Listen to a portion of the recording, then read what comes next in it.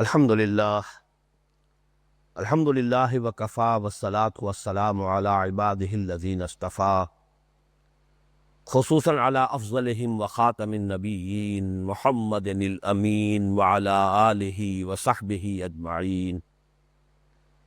اما بعد فقد قال اللہ تبارک وتعالی کما ورد فی سورة المنافقون۔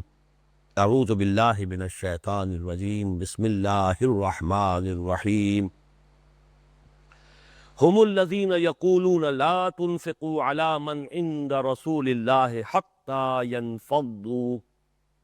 ولله خزائن السماوات والأرض ولكن المنافقين لا يفقهون يقولون لئن رجعنا إلى المدينة ليخرجن الأعز منها الأذل ولله العزة ولرسوله وللمؤمنين ولكن المنافقين لا يعلمون۔ صدق اللہ العظیم۔ رب اشرح لی صدری ویسر لی امری واحلل عقدۃ من لسانی یفقہوا قولی۔ اللہم ربنا الہمنا رشدنا واعذنا من شرور انفسنا۔ اللہم ارنا الحق حقا وارزقنا اتباعہ وارنا الباطل باطلا وارزقنا اجتنابہ۔ اللہم وفقنا لما تحب وترضى۔ اللہم طہر قلوبنا من النفاق واعمالنا من الرياء والسنتنا من الكذب واعیننا من الخیانة فإنك تعلم خائنة الاعین وما تخفی الصدور۔ آمین یا رب العالمین۔ سورہ منافقون کے پہلے رکوع کی آخری دو آیات ابھی تلاوت کی گئی ہیں۔ جیسا کہ اس سے پہلے بار بار واضح کیا جا چکا ہے، ان دو آیتوں میں مرض نفاق کی جو آخری سٹیج ہے، جس پر پہنچنے کے بعد گویا کہ پوائنٹ آف نو ریٹرن تک یہ بیماری پہنچ جاتی ہے، ناقابل علاج، ناقابل اصلاح، اس کی علامات کیا ہیں؟ یہ تمہیدی جو ہمارے مباحث تھے وہ بھی میں عرض کر چکا ہوں کہ یہ جو تھرڈ سٹیج ہے اس ٹی بی کی، جس کا نام منافقت ہے، اس کی اہم ترین علامت یہ ہے کہ تمام مسلمانوں سے بالعموم اور مسلمانوں کے جو قائدین ہیں ان سے بالخصوص، جو کہ اس وقت حضور صلی اللہ علیہ وسلم تھے، مومنین صادقین سے اور نبی اکرم صلی اللہ علیہ وسلم سے بغض، عداوت اور عناد کی کیفیت۔ اس کے ضمن میں یہ دو آیتیں ابھی ہم نے پڑھی ہیں، پہلے تو ان کا ترجمہ کر لیجئے۔ ہم الذین یقولون لا تنفقوا علی من عند رسول اللہ حتی ینفضوا، وہی ہیں جو یہ کہتے ہیں مت خرچ کرو ان لوگوں پر جو اللہ کے رسول کے ارد گرد جمع ہے، یہاں تک کہ وہ منتشر ہو جائیں، یہ بھیڑ چھٹ جائے۔ وَلِلَّهِ خَزَائِنُ السَّمَاوَاتِ وَالْأَرْضِ، حالانکہ اللہ ہی کے ہیں تمام خزانے آسمانوں کے اور زمین کے۔ وَلَكِنَّ الْمُنَافِقِينَ لَا يَفْقَهُونَ، لیکن یہ منافق سمجھ نہیں رکھتے، تفقہ سے عاری ہے۔ يَقُولُونَ لَئِن رَجَعْنَا إِلَى الْمَدِينَةِ لَيُخْرِجَنَّ الْأَعَزُّ مِنْهَا الْأَذَلَّ، وہ کہتے ہیں کہ اگر ہم لوٹ پائے، مدینے جا سکے واپس، تو لازماً نکال باہر کرے گا وہاں سے وہ جو زیادہ عزت والا ہے، اس کو کہ جو کمزور ہے، ضعیف ہے، مغلوب ہے۔ وَلِلَّهِ الْعِزَّةُ وَلِرَسُولِهِ وَلِلْمُؤْمِنِينَ، حالانکہ عزت تو ہے اللہ کے لیے، غلبہ ہے اللہ کے لیے اور اس کے رسول کے لیے اور اہل ایمان کے لیے۔ وَلَكِنَّ الْمُنَافِقِينَ لَا يَعْلَمُونَ، لیکن منافقین علم حقیقی سے بے بہرہ ہیں، انہیں حقیقی علم حاصل نہیں۔ یہاں پہلی بات تو یہ نوٹ کیجئے کہ قرآن مجید کی بعض آیات ایسی ہیں کہ جن کو کسی واقعاتی پس منظر کے بغیر صحیح طور سے سمجھا نہیں جا سکتا، اگرچہ ایسی آیات کی تعداد زیادہ نہیں ہے، لیکن پھر بھی اب جیسے سورہ تحریم کے شروع میں وہ ہم پڑھ چکے ہیں، اس لیے کہ ہمارے اس منتخب نصاب کے تیسرے حصے میں سورہ تحریم آ چکی ہے۔ لِمَ تُحَرِّمُ مَا أَحَلَّ اللَّهُ لَكَ تَبْتَغِي مَرْضَاتَ أَزْوَاجِكَ، جب تک کوئی خاص واقعہ معلوم نہ ہو اس آیت کا مفہوم واضح نہیں ہوتا۔ اِذْ أَسَرَّ النَّبِيُّ إِلَىٰ بَعْضِ أَزْوَاجِهِ حَدِيثًا، جبکہ نبی نے اپنی بیویوں میں سے کسی کو کوئی راز کی بات بتائی، اب یہ ساری چیزیں وہ ہیں اس طرح کے واقعاتی معاملات کہ ان کے لیے تو لامحالہ رجوع کرنا پڑتا ہے، جو بھی تفسیری روایات ہیں یا جو سیرت کے واقعات ہیں۔ تو یہ جو واقعہ ہے کہ جس میں یہ دو قول ان کی طرف سے کہے گئے جن کا یہاں تذکرہ ہوا ہے، جنہیں نقل کیا گیا ہے، تقریباً اس پر اجماع ہے۔ ویسے تو یہ بحیثیت واقعہ تو صحیح بخاری، صحیح مسلم سمیت تمام حدیث کی کتابوں میں، تمام سیرت کی کتابوں میں واقعہ موجود ہے، لیکن تھوڑا تھوڑا سا کچھ فرق ہے، یا تو جو اشخاص متعلق ہے اس واقعے میں ان کے ناموں میں فرق ہے، کہیں کہیں یہ رائے بھی ہے کہ یہ غزوہ تبوک ہی کے دوران واقعہ پیش آیا ہے، لیکن تقریباً اجماع ہے کہ غزوہ بنی المصطلق سے واپسی پر یہ واقعہ پیش آیا، اور یہ معلوم ہے کہ سن 6 ہجری میں یہ غزوہ پیش آیا ہے، غزوہ بنی المصطلق۔ اور نوٹ کر لیجئے اسی سفر میں وہ واقعہ پیش آیا ہے، واقعہ افک، جو حضرت عائشہ صدیقہ رضی اللہ تعالیٰ عنہ کا ہار جو ہے گر گیا اور گم ہو گیا، اس کو تلاش کرنے کے لیے دوبارہ گئی ہے تو قافلہ چلا گیا، اسی کو بنیاد بنا کر عبداللہ ابن ابی نے پھر وہ طوفان اٹھایا اور آپ پر تہمت لگائی گئی، جس کا کہ تفصیلی معاملہ جو ہے وہ سورہ نور میں مذکور ہے۔ تو یہ جو غزوہ ہے اس اعتبار سے بہت اہم ہے کہ منافقین کا جو خبث باطن ہے وہ پوری طرح کھل کر سامنے آ گیا۔ تو اس غزوے کے بعد حضور ابھی اس بستی میں مقیم ہی تھے، مریسی نامی کنواں تھا، ایک کنویں کے پاس بستی تھی، وہیں قیام تھا، لشکر جو ہے اسلامی وہیں پر اس نے پڑاؤ ڈالا ہوا تھا۔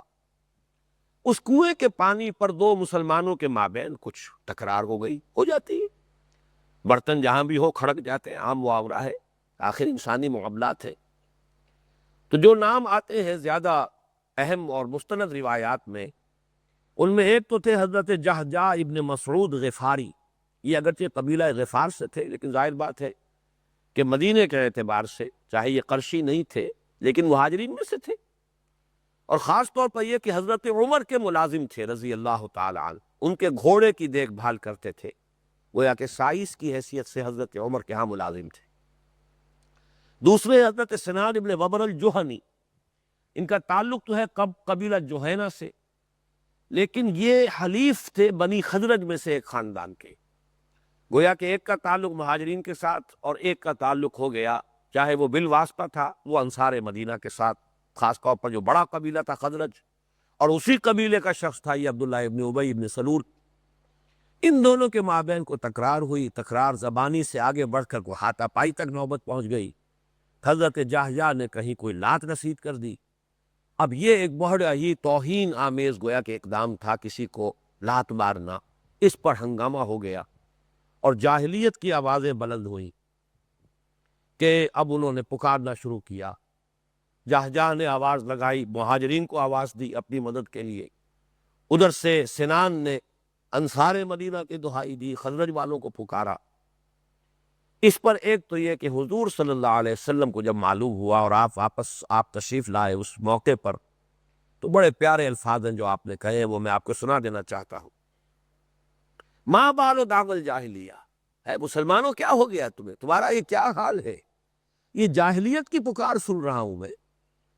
یہ قبیلے کی اور دہائی دینا اور اپنے ساتھیوں کو اس طرح پکارنا، یہ عصبیت جاہلی ہے۔ یہ تو ہو سکتا مسلمانوں کو پکارو کہ مسلمانوں ہمارا فیصلہ کرو، ہمارے مابین جھگڑا ہوا ہے،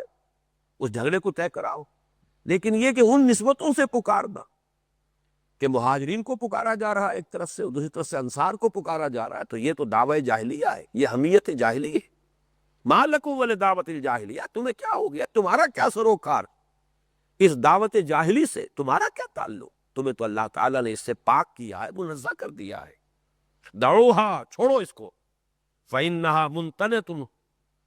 یہ تو بہت ہی بدبودار شے ہے، بہت ہی مکروہ حرکت ہے جو تم کر رہے ہو۔ بہرحال وہ مسئلہ بہت زیادہ آگے نہیں بڑھنے پایا، مسلمانوں نے جو سینئر لوگ تھے انہوں نے، اور حضور صلی اللہ علیہ وسلم نے خود بیچ بچاؤ کرا دیا۔ تو ایک نے جس نے لات ماری تھی اس نے معذرت کر لی، معافی مانگ لی، دوسرے نے معاف کر دی، بات ختم ہو گئی۔ لیکن اب یہاں سے سپارک آف ہو گیا پورا معاملہ۔ دو منافقین تھے، اور یہ ذہن میں رکھیے، میں بار بار عرض کر چکا ہوں، یہ کوئی اکا دکا لوگ تو نہیں تھے۔ غزوہ احد میں اتنے شدید مرحلے پر تقریباً تہائی نفری واپس چلی گئی تھی،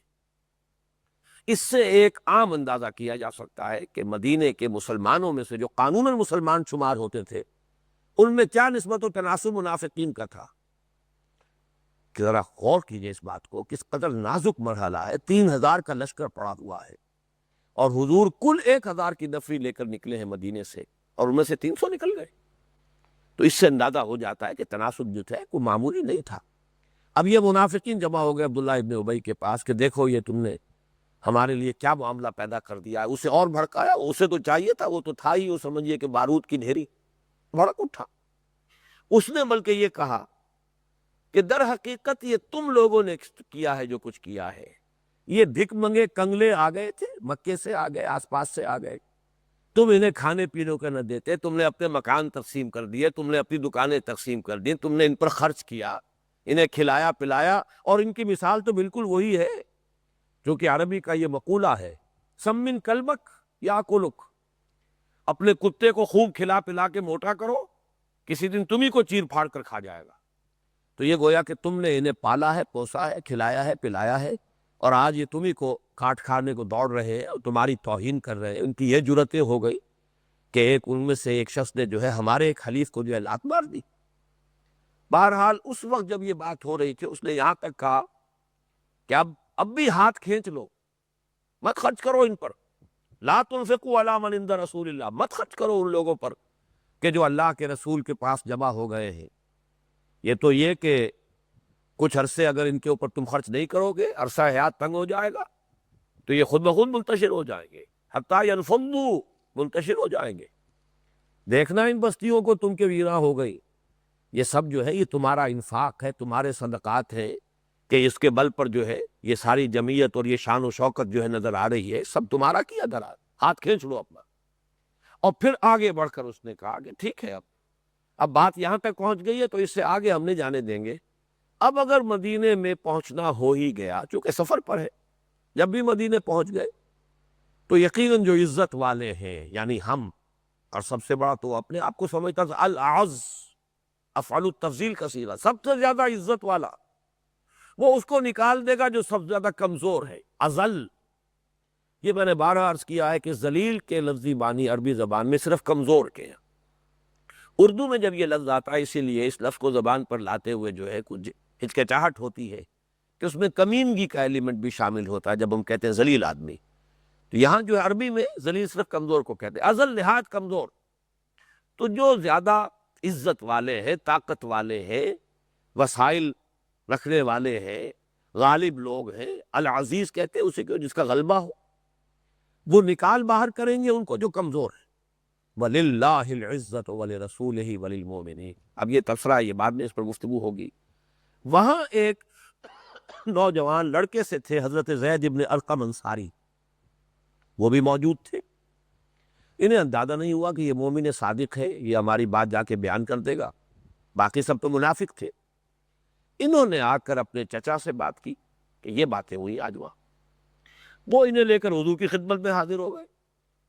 حضور نے کافی کراس کوسچن کیا، بڑی تفصیل آتی ہے، شاید تمہیں کوئی مغالطہ لگا ہو، شاید کوئی اور بات کہی ہو. انہوں نے سب کہا نہیں حضور، بالکل ایک ایک لفظ کی میں آپ کو گارنٹی دیتا ہوں، یہی الفاظ ہیں جو انہوں نے کہے. حضور صلی اللہ علیہ وسلم سے پورا اطمینان ہو گیا، اور جو بات پہلے چچا نے کہی تھی بعین ہی وہی بات بھتیجے نے بھی کہی. معلوم ہوا کہ یہ نقل در نقل سے اس روایت میں کوئی لفظی فرق اور تغیر بھی واقع نہیں ہوا تھا. تو پھر حضور نے طلب فرما لیا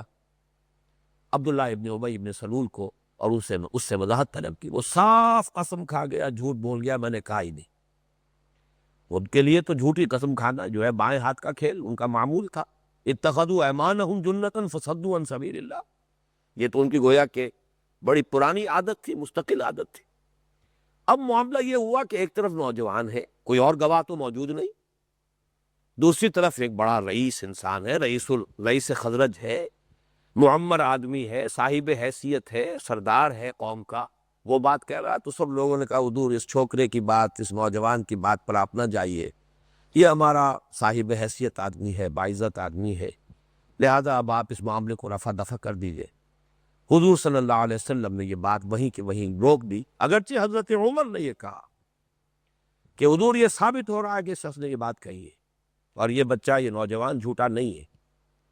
آپ یا تو مجھے حکم دیجئے، اجازت دیجئے کہ میں اس کی گردن اڑا دوں، ورنہ پھر کہ انصار میں سے ایک بڑھ کر آپ کا وفادار، آپ کا مخلص جانثار موجود ہے۔ حضرت معاذ ابن جبل کا نام لیا حضرت عمر نے، حضرت سعد ابن معاذ کا نام لیا، اور حضرت عمر نے حضرت محمد بن مسلمہ کا نام دیا کہ ان میں سے جس کو آپ حکم دیں وہ گردن اڑا دے گا اس شخص کی۔ معلوم یہ ہوا کہ حضور نے اس کی نفی نہیں کی۔ معلوم ہوتا واقعتاً اس طرح کا یہ معاملہ گویا کہ کفر اور ارتداد کے درجے تک یہ بات پہنچ گئی تھی۔ اس درجے کی بات یہ تھی کہ جس پر حضور نے یہ نہیں کہا کہ یہ جرم تو مستوجب سزا نہیں ہے یا اس کے لیے تو یہ حد نہیں ہے۔ جواب میں آپ نے یہی فرمایا کہ عمر،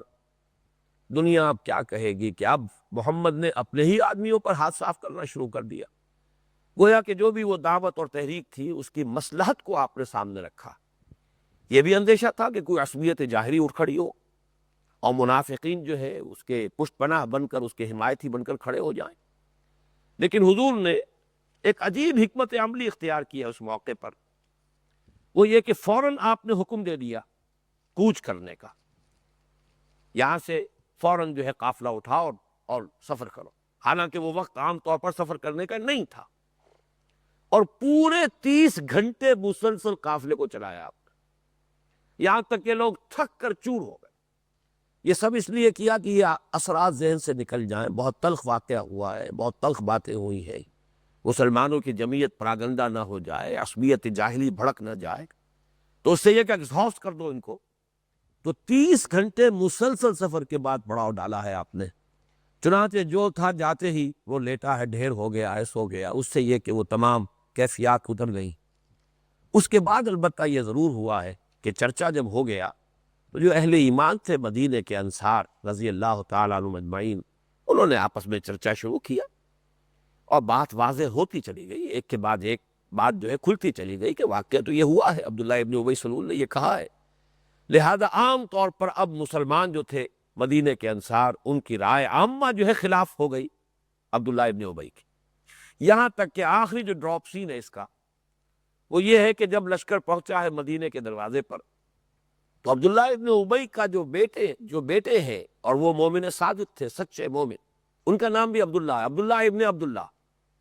تلوار سوت کر مدینے کے دروازے پر کھڑے ہو گئے کہ تم نے کہا تھا کہ عزت والا جو ہے وہ نکال دے گا کمزور کو، محمد عزت والے ہیں صلی اللہ علیہ وسلم، تم کمزور، میں تمہیں اندر داخل نہیں دوں گا جب تک کہ محمد صلی اللہ علیہ وسلم اجازت نہ دے۔ انہوں نے دہائی دی، چیخ پکار کی کہ دیکھو میرا بیٹا ہی میرے خلاف تلوار لے کر کھڑا ہو گیا ہے۔ حضور کو اطلاع ہوئی، حضور نے حکم دیا عبداللہ ابن عبداللہ کو کہ اپنے والد کو گھر جانے دو، لیکن یہ ثابت ہو گیا کہ عزت والے محمد ہیں صلی اللہ علیہ وسلم، اور مدینے میں داخلہ بھی اگر ملا ہے عبداللہ ابن ابی ابن سلول کو تو وہ محمد صلی اللہ علیہ وسلم کی اجازت سے ملا ہے۔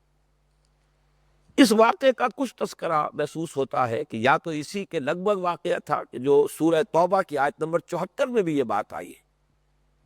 یحلفون باللہ ما قالوا وَلَقَدْ قَالُوا كَلِمَةَ الْكُفْرِ، یہ قسم کھا رہے ہیں، قسمیں کھائیں گے کہ نہیں کہا انہوں نے وہ بات، نہیں کہی وہ بات، حالانکہ قد قالوا كلمة الكفر، یہ کفر کا کلمہ کہہ چکے ہیں۔ یہ گویا کہ یہ کلمہ یا تو پھر کوئی اور واقعہ ہے جس کی کہ میں نے دیکھا ہے، تو کوئی اور واقعہ جو ہے وہ تو روایات میں نہیں بیان کیا گیا، تو معلوم ہوتا ہے کہ اسی واقعے کا وہاں بھی تذکرہ ہو رہا ہے۔ یحلفون باللہ ما قالوا وَلَقَدْ قَالُوا كَلِمَةَ الْكُفْرِ وَكَفَرُوا بَعْدَ اسلامہم، اور یہ اب اپنے اسلام کے بعد کفر کر چکے ہیں۔ یہ بہت جو ہے نوٹیبل مقام ہے، بہت قابل غور، یہاں ایمان کا لفظ نہیں آیا، اسلام کا لفظ آیا ہے، اور گویا کہ اسلام کے بعد کفر اگر ہے تو وہ ارتداد ہے۔ تو معلوم ہوتا ہے کہ اس درجے تک نفاق جب پہنچ گیا تھا تو اس کے اوپر جو حکم لگایا جا رہا ہے وہ ارتداد کا ہے۔ اسی لیے میں نے حوالہ دیا تھا آپ کو کہ واجب القتل ہو چکا تھا۔ یہ دوسری بات ہے کہ حضور صلی اللہ علیہ وسلم نے جو مصلحت وقت دیکھی ہے، اس لیے کہ ایک تحریک کا معاملہ اور ہوتا ہے، ایک اسٹیبلشڈ حکومت کا معاملہ اور ہوتا ہے۔ اس کے حوالے سے مجھے آج کی باتیں عرض کرنی ہے، بہت اہم نکتہ ہے یہ۔ ایک اسٹیبلشڈ حکومت ہے، اس کا معاملہ اور ہے، ایک ابھی جد و جہد جاری ہے، تحریک ہے، ایک موومنٹ ہے، جہاد اور قتال کا مرحلہ ابھی جاری ہے۔ اس کے دوران کچھ حکمت عملی کے تقاضے جو ہے مختلف ہو جاتے ہیں، اس میں دیکھنا پڑتا ہے کسی وقت مصلحت کو اور حکمت کے تحت جو ہے ہو سکتا ہے کہ کوئی شخص سزا کا مستحق ہو چکا ہو پھر بھی اسے سزا نہ دی جائے۔ یہ میں بعد میں عرض کروں گا، اس وقت ذرا آپ ایک بات اور نوٹ کر لیں، کیونکہ حلف کا لفظ آیا تھا یحلفون باللہ ما قالوا، تو میں نے آج وہ معجم المفارس جو ہے الفاظ قرآن الحکیم اس میں دیکھا، اور ایک عجیب نکتہ ہے وہ میں آپ کو بھی نوٹ کرا رہا ہوں۔ حلف کا لفظ یا اس سے جو مشتق الفاظ ہیں، مشتقات اس کے قرآن مجید میں کل 13 مرتبہ آئے، ان میں سے صرف ایک مرتبہ تو وہ قسم کا کفارہ جو ہے اس کے ضمن میں یہ لفظ آیا سورہ مائدہ میں، اور ایک جگہ لفظ آیا ہے مکی صورتوں میں حلاف مہین، حلاف بہت زیادہ قسمیں کھانے والا، مہین بہت ہی ہلکا انسان جس کی کوئی عزت نہیں ہے، جس کا کوئی وقار نہیں ہے۔ گویا کہ زیادہ قسمیں کھانے والا شخص وہی ہوتا ہے جس کے اندر خود اعتمادی نہیں ہوتی، یہ وقار کے خلاف ہے زیادہ قسمیں کھانا۔ چنانچہ حضرت مسیح علیہ السلام کا قول بھی موجود ہے انجیل میں کہ تم قسمیں مت کھایا کرو، بات سیدھی سیدھی کیا کرو، قسمیں کھانا جو ہے اس سے آپ نے منع کیا ہے۔ اور میں یہ دیکھ کر حیران رہ گیا ہوں کہ 13 مرتبہ یہ لفظ قرآن میں آیا ہے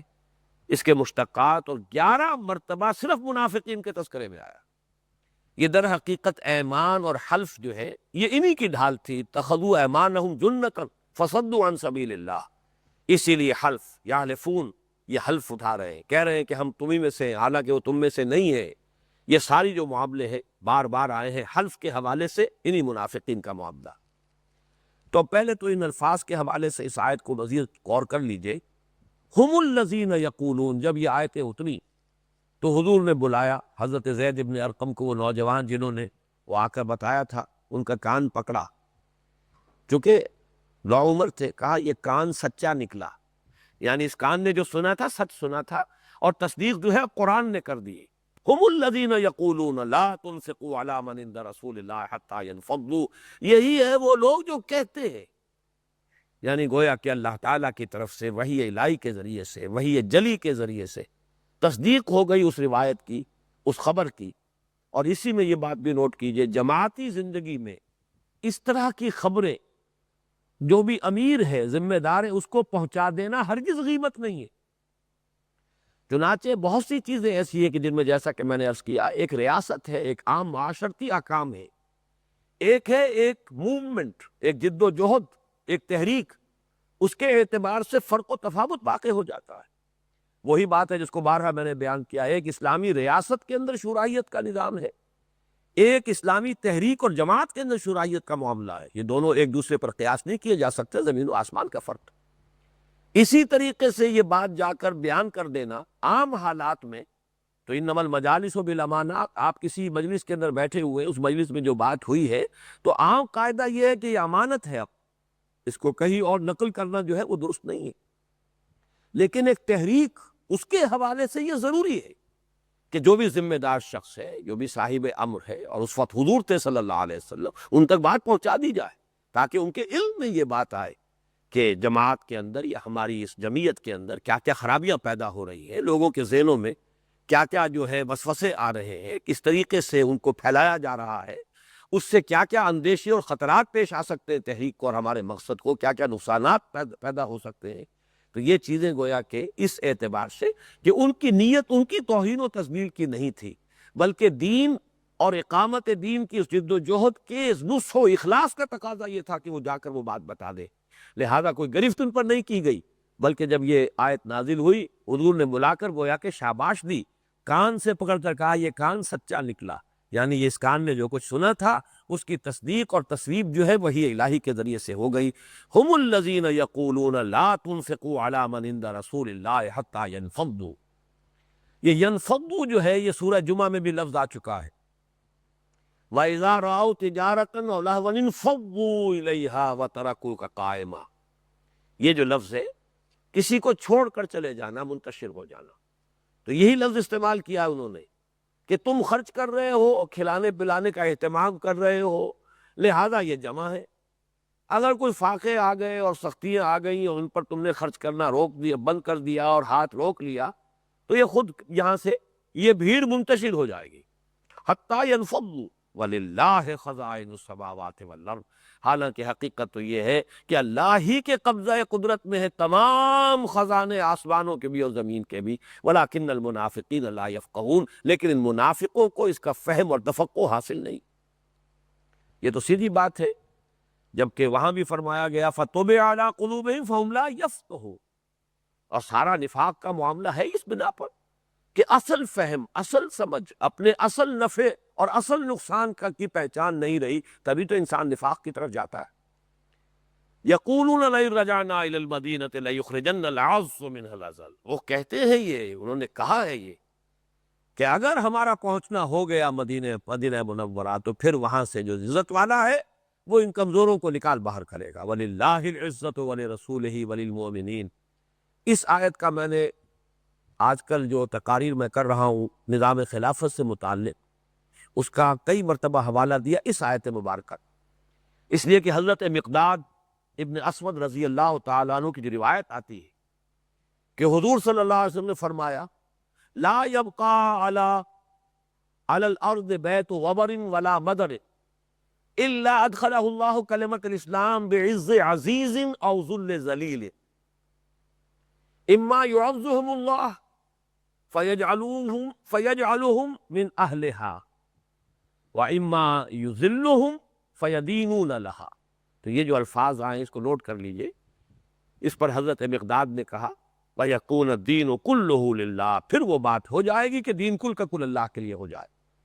حضور نے فرمایا کہ روح ارضی پر ایک گھر بھی نہیں بچے گا، نہ اینٹ گارے کا بنا ہوا اور نہ کوئی کمبلوں کا بنا ہوا خیمہ، اونٹ کے بالوں کے کمبلوں کا بنا ہوا خیمہ، جن میں اللہ تعالیٰ کلمہ اسلام کو داخل نہ کر دے۔ یہ داخلہ دو طریقوں سے ہوگا، بعز عزیز، یا تو عزت والے کے اعزاز کے ساتھ، وذل ذلیل، یا کسی ذلیل کی ذلت کے ساتھ، کسی کمزور کی مغلوبیت کے ساتھ۔ اما یعزهم اللہ، یا تو اللہ تعالیٰ انہیں عزت دے گا، اعزاز فرمائے گا، فیجعلهم من اہلها، کلمہ اسلام کے لوگوں میں سے ان کو داخل کر دے گا، شامل کر دے گا، وہ بھی اسلام والے ہو جائیں گے۔ وَلِلَّهِ الْعِزَّةُ وَلِرَسُولِهِ وَلِلْمُؤْمِنِينَ، یہاں پر میں اس آیت کا حوالہ دیا کرتا ہوں کہ اصل میں تو عزت کا مستحق اللہ ہے، یا اللہ کے رسول ہے، یا اہل ایمان۔ تو یعزهم اللہ، اللہ تعالیٰ انہیں عزت دے گا اور انہیں کلمہ اسلام کے قائلین اور حاملین میں سے بنا دے گا، او یذلهم، یا انہیں مغلوب کر دے گا، اور وہ لوگ جو ہے فیدینون لہا، پھر وہ کلمہ اسلام کی اطاعت کرنے پر مجبور ہو جائیں گے، بالا دستی اسلام کی قبول کرنے پر مجبور ہو جائیں گے۔ دونوں شکلوں میں گویا کہ کلمہ اسلام تو اس گھر یا خیمے میں داخل ہو ہی گیا۔ اب اس کے حوالے سے جو میں عرض کرنا چاہ رہا تھا اس پر اب آپ غور کر لیجئے، ایک بہت اہم لمحہ فکریہ ہے ان حالات و واقعات کے اعتبار سے، اور وہ یہ ہے کہ یہ واقعات یہ بتاتے ہیں کہ حضور صلی اللہ علیہ وسلم پر ان منافقین کا نفاق پوری طرح واضح تھا اور روشن تھا۔ پھر یہ کہ سن 6 ہجری میں یہ واقعات پیش آ رہے، واقعہ افق بھی ہو رہا ہے سن 6 ہجری میں، اس لیے کہ اسی غزوہ بنی المصطلق سے واپسی پر وہ واقعہ بھی پیش آیا ہے، جس کے بنا پر کہ حضرت عائشہ صدیقہ رضی اللہ تعالی عنہ پر تہمت لگی۔ اسی میں یہ قول بھی آیا لئن رجعنا الى المدینۃ لیخرجن العز من الاذل اور لا تنفقوا علی من عند رسول اللہ حتی ینفقوا۔ اس کے باوجود نبی اکرم صلی اللہ علیہ وسلم نے ان کے خلاف کسی فیصلہ کو اقدام کا ارادہ نہیں فرمایا۔ حضرت عمر کہہ رہے ہیں آپ مجھے حکم دیجئے، میں جا کے گردن اڑا دیتا ہوں، اور اگر یہ نہیں تو پھر انصار کے اندر سعد ابن معاذ جیسے لوگ موجود ہیں رضی اللہ تعالی عنہ، رئیس اوس قبیلے کے سردار، ان میں اور لوگ موجود ہیں، محمد بن مسلمہ انصاری ہے رضی اللہ تعالی عنہ، ان میں دوسرے لوگ موجود ہیں، آپ جس کو چاہے، معاذ ابن جبل ہے رضی اللہ تعالی عنہ، جن کو حکم دے، لیکن آپ نے نہیں کیا۔ اس کے حوالے سے جو میں عرض کر رہا تھا کہ اصل میں یہ ابھی ایک جد و جہد کا دور ہے، ابھی نقشہ چل رہا ہے۔ ہمارے ہاں کچھ لوگوں نے یہ مغالطہ پیدا کیا ہے کہ جیسے حضور مدینے میں پہنچے اور حکومت قائم ہو گئی، انقلاب کی تکمیل ہو گئی، بہت بڑا مغالطہ ہے۔ ہمارے آج کے تصورات حکومت کے کچھ اور ہیں۔ حکومت کے قائم ہونے کے بعد تو ظاہر بات ہے کہ پھر کوئی شخص عزت والا ہو اور اسے سزا نہ ملے، اور کوئی شخص کمزور ہو اسے سزا مل جائے، اس سے بڑی ناانصافی کوئی نہیں۔ وہ تو آپ کو معلوم ہے کہ ایک خاتون جو تھی، چونکہ بنو مخزوم میں سے تھی، بڑی عزت والے گھرانے سے تعلق رکھتی تھی، فاطمہ مخزومی، چوری کی. اب فیصلہ ہو رہا تھا کہ ان کا ہاتھ کاٹا جائے گا. تو بہت سے لوگوں نے بڑی چیبے گوئیاں ہوئی، اتنے اونچے گھرانے کی عورت ہے اور اس سے اگر یہ حرکت ہو گئی ہے. مجھے وہ یاد آ رہا ہے بیگم ولی خان کے بارے میں آیا تھا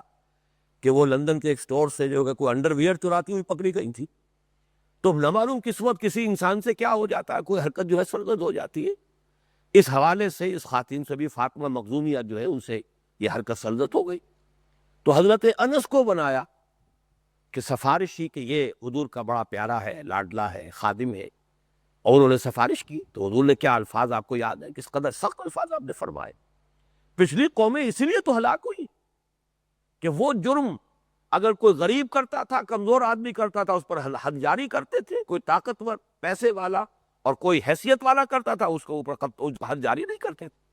خدا کی قسم اگر فاطمہ بنت محمد بھی چوری کرے گی، لا ان فاطمہ بنت محمد سرقت، اگر وہ چوری کرے گی اس کا بھی ہاتھ کٹے گا. تو قانون کا تقاضا تو یہ ہے. پھر یہ مصلحت کیوں دیکھی جا رہی؟ تو اس کا حل کیا ہے؟ یہ اشکال ہے نا. حل یہ ہے، ابھی حکومت اسٹیبلش نہیں ہوئی، ابھی در حقیقت وہ ریولوشنری اسٹرگل جاری ہے. ورنہ تو قانون کی نگاہ میں سب برابر ہوتے ہیں. ہمارے نزدیک اسلام کا تو ترہ امتیاز ہی ہے کہ خلیفہ وقت کا دعویٰ بھی خارج ہو سکتا ہے کہ قانون کا جو تقاضا ہے پورا نہیں ہو رہا. حضرت علی کا دعویٰ خارج ہو رہا ہے قاضی شرح کی عدالت سے کہ آپ کے پاس گواہ صرف دو ہے، ایک بیٹا ہے اور ایک آپ کا اپنا غلام ہے. بیٹے کی اور اپنے غلام کی گواہی قبول نہیں ہوگی، کوئی تیسرا گواہ ہو تو لائیے. تیسرا گواہ ہے نہیں، دعویٰ خارج. تو قانون کی نگاہ میں سب برابر، کوئی اونچ نیچ نہیں ہوگی. لیکن یہ جو تحریک کا دور ہوتا ہے، ابھی جد و جہد جاری ہے، اس میں تو مؤلفۃ القلوب والا معاملہ بھی ہے. کہیں نہ کہیں آپ کو جو ہے کسی مخالف کا دل نرم کرنے کے لیے اسے پیسے دینے پڑتے ہیں، تو پیسے دیجیے. زکوٰۃ کے مصرف کے اندر یہ شامل ہے، مصارف زکوٰۃ کے اندر، والمؤلفۃ قلوب. تو معلوم یہ ہوا کہ ان دونوں چیزوں کو ایک دوسرے پر قیاس نہیں کیا جا سکتا. دوران تحریک، دوران جد و جہد، ابھی جبکہ ریولوشنری اسٹرگل جاری ہے، معاملہ اور ہے. جب اس کی تکمیل ہو گئی، ایک ریاست وجود میں آ گئی، ایک حکومت قائم ہو گئی، اب معاملہ کچھ اور ہوگا. اس حوالے سے بات سمجھ لیجئے تو یہ واقعہ بھی بہت اہمیت کے ساتھ سامنے آتا ہے. بلکہ حضرت عائشہ صدیقہ پر جو تہمت لگی ہے رضی اللہ تعالیٰ عنہ، اس کے ذمن میں تو ایسے الفاظ بھی حضور کے زبان مبارک سے نکلے، یا تو یوں سمجھیے دل دوز کلمات جن کو کہا جائے، یا تو وہ ہے کہ جو آپ کی زبان مبارک سے طائف میں نکلے. اللہم الیک اشکو ضعف قوتی وقلت حیلتی وہوانی علی الناس الی من تکلنی. اب میں پوری وہ اس وقت جو ہے آپ کی وہ دعا جو ہے وہ اس وقت میں بیان نہیں کر رہا، لیکن یہ کہ بہت معلوم ہوتا ہے کہ دل دوز کلمات ہیں. اسی طرح کا دل دوز کلمہ یہ ہے، حضور نے فرمایا کہ کیا کوئی شخص ایسا نہیں جو مجھ سے اس شخص کی ایذا سے بچا سکے. کس درجے دکھی دل ہے محمد الرسول اللہ صلی اللہ علیہ وسلم کا. یہ الفاظ بتاتے ہیں نا کہ اندرونی قلبی کیفیت کیا ہے. بلکہ مجھے ایک اور جملہ یاد آ گیا حضور کا جو اسی کی مثال ہے کہ غزوہ احد کے بعد جب واپس آئے ہیں مدینہ منورہ، وہاں آ کر جب آپ نے دیکھا کہ انصار کے گھرانوں سے ماتم کی، بین کرنے کی، رونے کی آوازیں آ رہی ہیں. 70 صحابہ شہید ہو گئے تھے، چھوٹی سی بستی ہے. ایک ایک شہید جو ہے کسی گھر کا وہ بیٹا ہے، کسی گھر کا داماد ہے، کسی چچا کا بھتیجا ہے. گویا کہ 70 جو شہید ہوئے ہیں تو کتنے گھروں کے اندر صف ماتم بچھی ہوگی. اور ابھی بین کرنا اور ماتم کرنے کی ممانعت نہیں ہوئی تھی، اور یہ تو ان کا فن تھا. عرب جو ہے وہ تو اس وقت خواتین ان کی خاص طور پر اکثر و بیشتر شاعر ہوتی تھی، اور فی البدیہہ شعر کے ذریعے سے وہ ماتم کیا کرتی تھی. تو وہ جو آپ نے آوازیں سنی، نالے اور شیون کی آوازیں اور ماتم کی آوازیں، تو آپ کی زبان مبارک سے جملہ نکلا ہے جس سے اس وقت کی قلبی کیفیت کا اندازہ ہوتا ہے. اما حمزہ فلا بواکی لہو، ہائے حمزہ کے لیے تو کوئی رونے والی ابھی نہیں. اس لیے کہ حمزہ جو ہے، مجھے وہ مصرع ہمیشہ یاد آتا ہے جب بھی یہ واقعہ میں بیان کرتا ہوں، مارا دیار غیر میں مجھ کو وطن سے دور. اگر کہیں حمزہ کا یہ شہادت ہوئی ہوتی اور مکے میں ہوتے حمزہ اس وقت، عبد المطلب کا بیٹا حمزہ، اور اس کے جسم کا مسئلہ ہوا ہے، تو مکے میں کوہرام مچا ہوتا. لیکن مدینے والوں کو ظاہر بات ہے کہ وہ بات نہیں ہے جو رشتہ داروں میں ہوتی ہے. تو جب یہ جملہ سنا ہے انصار نے، تو جا کر اپنے گھروں سے اپنی خواتین کو بھیجا حضرت صفیہ رضی اللہ تعالی عنہا کے ہاں. حضرت حمزہ کی ہمشیرہ ہیں، حضور کی پھوپھی ہیں، وہاں جا کر انہوں نے پھر ماتم کیا حضرت حمزہ کا، تعزیت کی۔ تو اس طرح کے مواقع اس اعتبار سے بہت اہم ہے کہ حضور صلی اللہ علیہ وسلم ایک انسان کی حیثیت سے سامنے آتے ہیں، آپ کے احساسات، ایک انسان کی حیثیت سے آپ کے جذبات، آپ کے احساسات، اس کی عکاسی ہوتی ہے۔ اسی قسم کا واقعہ یہ ہے کہ آپ نے فرمایا کہ کیا کوئی شخص ایسا نہیں ہے جو مجھ سے اس شخص کی ایذا سے بچا سکے جو مجھے میرے گھر والوں کے بارے میں ایذا دے رہا ہے۔ اس پر حضرت سعد ابن عبادہ نے پھر عرض کیا کہ حضور ان کے بارے میں نرمی کیجئے، یہ شخص جو ہے یہ ہمارا سردار تھا، ہم اسے بادشاہ بنانے کی فکر میں تھے، تاج بنایا جا چکا تھا۔ اور اسی میں ایک واقعہ یہ بھی آتا ہے اس حد تک کہ حضرت سعد ابن عبادہ، سعد ابن معاذ رضی اللہ تعالی عنہما کے درمیان تلخی پیدا ہو گئی۔ سعد ابن معاذ چونکہ وہ تھے سردار اوس کے، انہوں نے یہ عرض کیا حضور اگر وہ میرے قبیلے سے ہے تو مجھے حکم دیجئے کہ میں اس کی گردن اڑا دوں گا۔ اس پر سعد ابن عبادہ طیش میں آ گئے، کھڑے ہو گئے، انہوں نے کہا ہاں تم یہ اس لیے کہہ رہے ہو کہ تمہیں معلوم ہے کہ وہ خزرج میں سے ہے۔ تو میں یہ ساری چیزیں اس لیے بتا رہا ہوں کہ یہ بشریت، یہ انسانی جذبات و کیفیات اس معاشرے میں بھی موجود تھیں، لیکن اصل اس وقت جو موضوع میں ظاہر کرنا چاہتا ہوں وہ یہ ہے کہ یہ مرحلہ ابھی وہ انقلابی جد و جہد وہ ابھی مراحل میں سے گزر رہی ہے۔ ان مراحل کے اندر جو ہے وہ کچھ نہ کچھ مصلحت کو دیکھنا، حالات کا جو ہے اس کا اندازہ کر کے حکمت عملی کو بروئے کار لانا، یہ ایک عملی جد و جہد کا لازمی تقاضا ہے۔ البتہ محسوس ایسا ہوتا ہے کہ غزوہ تبوک کے بعد صورتحال یکسر تبدیل ہو گئی، اور اس میں آپ کو اصل میں وہ بات بتانا چاہتا ہوں جو مجھ پر بھی ابھی حال ہی میں منکشف ہوئی ہے۔ اس سے پہلے کہ میرے دروس میں جب بھی میں نے سورہ منافقون کا درس دیا ہے یا حقیقت نفاق کے موضوع پر تقریر کی ہے تو ایک بات کو میں واضح کرتا رہا ہوں، اور وہ یہ کہ نفاق چونکہ کوئی لیگل اینٹی نہیں ہے، لہذا اس کا پردہ کبھی چاک نہیں کیا گیا، کبھی کسی شخص کو لیبل نہیں کیا گیا یہ منافق ہے، کیونکہ میری معلومات اس وقت تک وہی تھی۔ آج میں ذرا اس کی تصحیح کرنا چاہتا ہوں، اس لیے نوٹ کرا رہا ہوں۔ چونکہ فتح مکہ کے بعد صورتحال تبدیل ہو گئی، اب گویا کہ کامیابی کے مرحلے میں پہنچ گئے، ایک حکومت اسٹیبلش ہو رہی ہے، یا آپ کہہ سکتے ہیں کہ اس کے کچھ عرصے کے بعد۔ لہذا اس موقع پر ہم دیکھتے ہیں کہ حضور صلی اللہ علیہ وسلم نے منافقین کے خلاف اقدام بھی کیا۔ ایک تو یہ کہ غزوہ تبوک سے واپسی پر، اور عام طور پر جس کو ہمارے صوفیہ سمجھ لیتے ہیں کہ رجعنا من الجہاد الاصغر الی الجہاد الاکبر، اس کا عام طور پر یہ سمجھا جاتا ہے کہ یہ جو جنگ تھی اللہ کے راہ میں یہ تو جہاد اصغر ہے، اور نفس کے خلاف جہاد کرنا ہے یہ جہاد اکبر ہے۔ یہ دوسری بات ہے کہ نفس کے خلاف جہاد کے لیے حضور کی دوسری حدیث موجود ہے، افضل الجہاد کہا گیا ہے۔ ای الجہاد افضل یا رسول اللہ، اے اللہ کے رسول سب سے افضل جہاد کون سا؟ جواب یہ دیا ان تجاہد نفسک فی طاعت اللہ۔ لیکن اس حدیث کا مطلب یہ ہرگز نہیں، وہ تو یہ تھا کہ اب تک ہمارا جہاد ہوتا رہا کھلے دشمنوں سے، کافروں سے، اب وہ جہاد اکبر کی طرح ہم لوٹ رہے ہیں، اب ہمیں جا کر مدینے کے منافقین کی خبر لینی ہے، اس لیے کہ اب ہماری یہ دعوت اور تحریک اس مرحلے تک پہنچ چکی ہے کہ منافقین کے نفاق کا پردہ چاک کر دیا جائے۔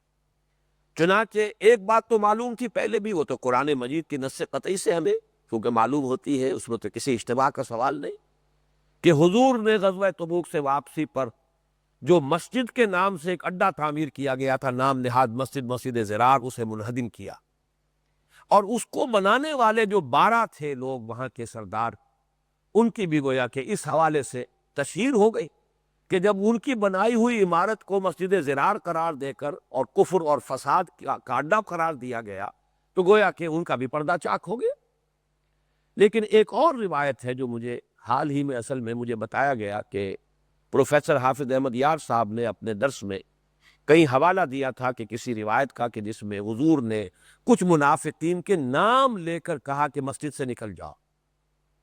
مجھ تک جب یہ بات پہنچی تو میں نے پھر اس کی تحقیق کی، اور انہوں نے پھر مجھے اس کا حوالہ دیا، وہ حدیث میں آپ کو سنا رہا ہوں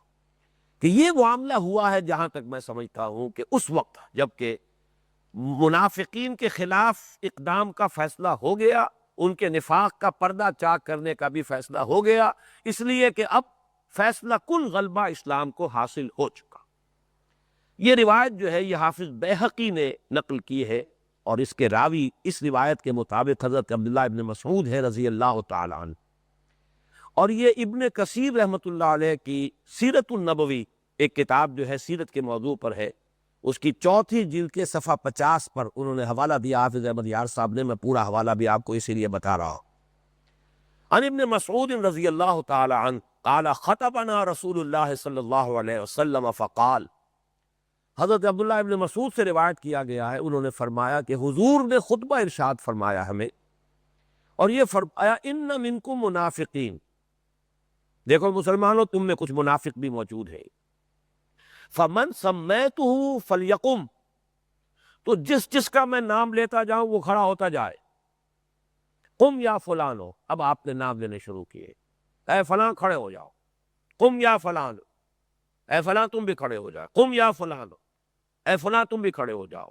حتی عدت 36 یہاں تک کہ 36 نام آپ نے گنوائے، اور بعض دوسری روایات میں اس کی وضاحت ہے، فرمایا نکل جاؤ مسجد سے، اس مسجد سے بھی اس وقت نکلنے کا حضور نے انہیں حکم دے دیا گیا۔ اس طرح 36 منافقین کے نفاق کا پردہ آپ نے برسر عام چاک کر دیا۔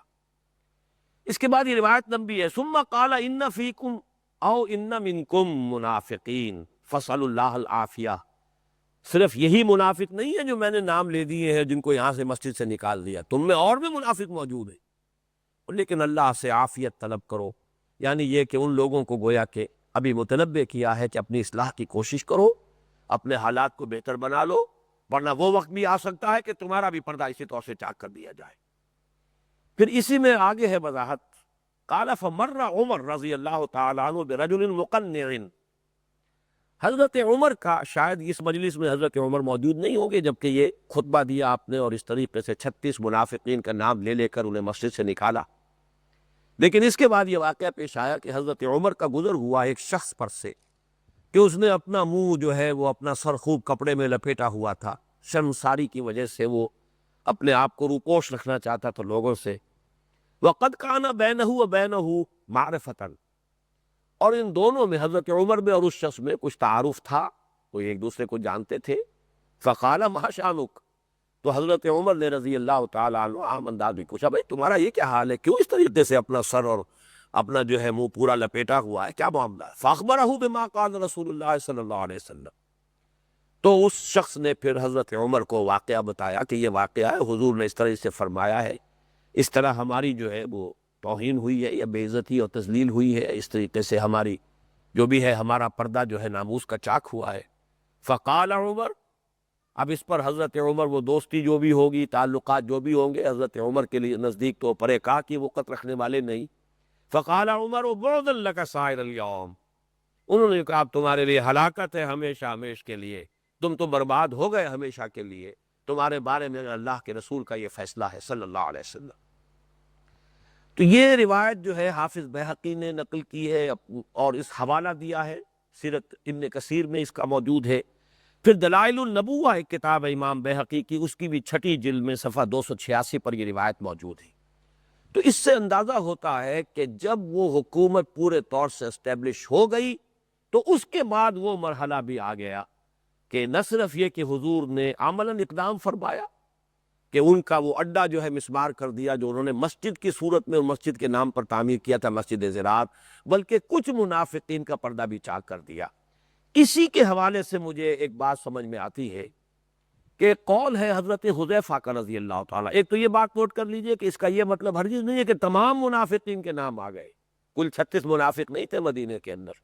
تعداد وہاں بڑی موجود تھی، اسی روایت میں موجود ہے، تم میں اور منافق بھی موجود ہیں، لیکن اللہ سے عافیت طلب کرو۔ اسی لیے حضرت حذیفہ کا معاملہ بھی آتا ہے، کچھ لوگوں کے نام بتائے تھے لیکن بطور راز، اسی لیے ان کا نام صاحب سر النبی پڑ گیا، اور ان سے حضرت عمر نے بھی پوچھا اپنے بارے میں۔ لیکن ان کا ایک قول بھی ہے کہ کان النفاق علی عہد رسول اللہ صلی اللہ علیہ وسلم، کہ نفاق کا معاملہ صرف عہد نبوی میں تھا،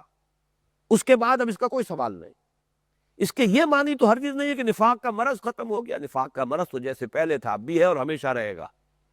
لیکن نفاق کا تعین کے ساتھ کسی شخص کے بارے میں طے کر دینا، اسے منافق قرار دے دینا، یہ ظاہر بات ہے کہ عہد نبوی کے بعد اب کسی اور شخص کے لیے ممکن نہیں ہے، اس لیے کہ حضور صلی اللہ علیہ وسلم کے پاس جو علم کا ذریعہ تھا وہی، وہ اب منقطع ہو چکا ہے۔ اب گویا کہ دو ہی باتیں ہوں گی، یا کسی شخص کو ہم کافر کہیں گے یا مسلمان کہیں گے۔ منافق کسی کو شخصاً قرار دینے کا عمل، یہ صرف گویا کہ ایک خصوصیت ہے محمد الرسول اللہ صلی اللہ علیہ وسلم کی، اور آپ کے بعد اب اس کا امکان کسی اور شخص کے لیے موجود نہیں۔ بارک اللہ لی ولکم فی القرآن العظیم ونفعنی وإیاکم بالآیات والذکر الحکیم۔